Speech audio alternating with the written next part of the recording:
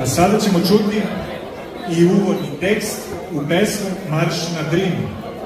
Čućemo Mihajla Oroža, Bojana Mitrovića, Mateju Mijairovića, Aleksandra Božića.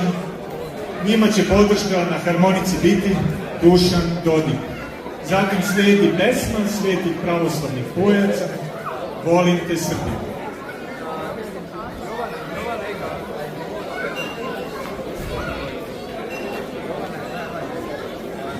Tiho spuštala se letnja noćna cer na tu gordu planinu. Čak i divlje zvijeri je gubila smjer zbog čudnog straha da će smetat četama što kreću se bez daha.